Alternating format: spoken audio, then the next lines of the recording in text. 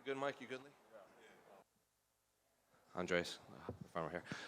First of all, congratulations on the victory. I know, it's been a lot of chaos leading to this fight, no pun intended, but I guess how happy are you with this performance given, all the drama that surrounded, your previous fights, his previous fights, and now getting to compete here at UFC 316? Yeah, it's been a tumbling 2 weeks. Two pullouts, two weight cuts, 2 fight weeks. So I'm really happy to be here. I'm happy to get the V, and I feel super. Has it felt like leading up to this just one long fight camp because you do all the work and then at the last minute it gets pulled out from under you? Yeah, exactly like you say. It's a long and never-ending fight week, and when you have the weight the first week, then you have to start over. Yeah, but that's life. So yeah, feels great. Chaos, obviously, he's known for his power in there, and you did a good job in negating it. We can kind of see some of the bumps and bruises on your face, but I guess how did the fight play out as opposed to what you expected when you get someone like him? Yeah, absolutely. I knew he was a good striker, a hard hitter. I felt it, and but it was no problem to handle. It worked exactly like we planned. Is it true that you said you don't like to watch tape because Vikings didn't get to watch tape? I never watch tape, never.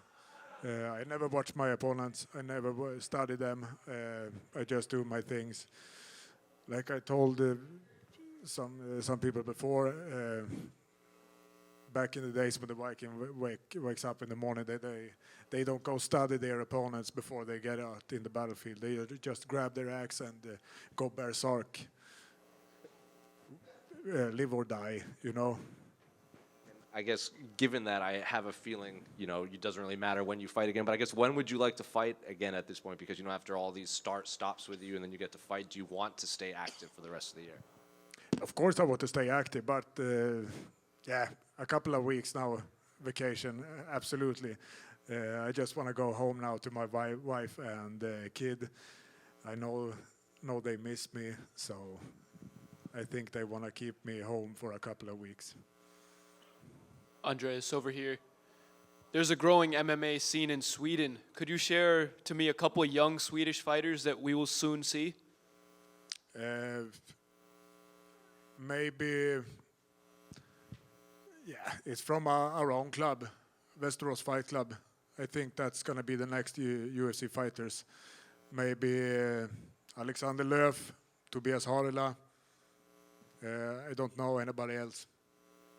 And I know you really want to bring the UFC back to Sweden. What would your dream opponent be if you were to, if the UFC were to go back to Sweden? The opponent doesn't matter. Just the UFC come back to Sweden. It's awesome. And one more from me. Jack Hermansson, he's shown you some support on social media before this fight. How much have you looked up to someone like him who's paved the way for Swedish fighters?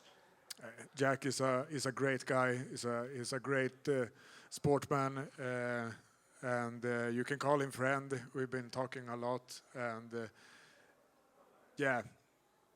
he's good.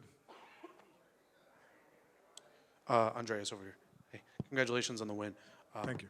I wanted to ask about your game plan going into that against Khaos Williams. Obviously, his name's Khaos, and he definitely reflects that in the octagon. Were you always going in there looking to push the pace, get in his face, and grapple? And if so, what led to that? Yeah, the game plan is always to push forward, keep the high pace, just fight. First round, tired him out, maul him down, get him really tired in the first round. It seems like it worked. And the second and the third, keep doing some serious damage. I think I cut him pretty bad in the second round. I think it was the second. When I started to see he got tired. Of course, I'm tired too, but. He was a good wrestler, also, for being a striker. He was strong, but the plan worked.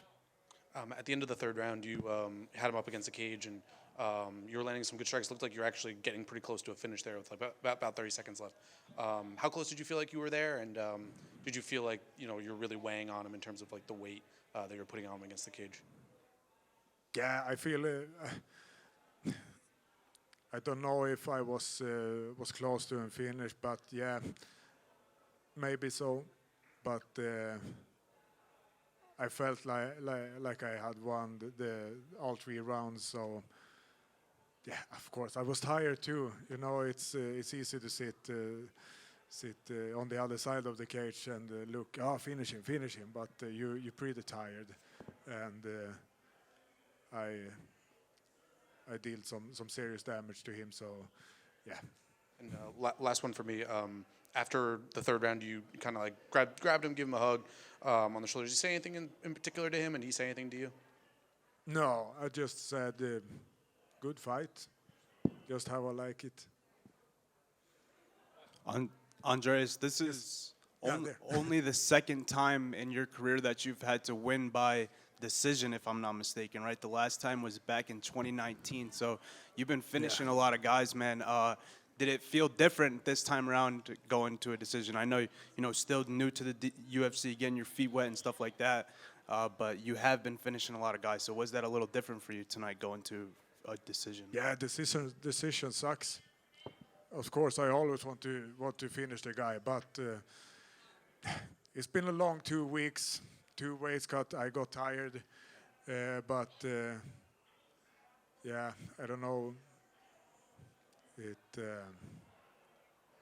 Yeah, I forgot the question. No, I'm tired. no, the victory is what matters, man. Congrats. Thank you. Thank you. Andreas, last one right here. Yep. So I saw on social media before this fight, you said you were going to go quote unquote full retard. Do you feel like you were successful in your debut? Yeah. Thank you. You're welcome. Yeah. I'm always gonna bring full retard.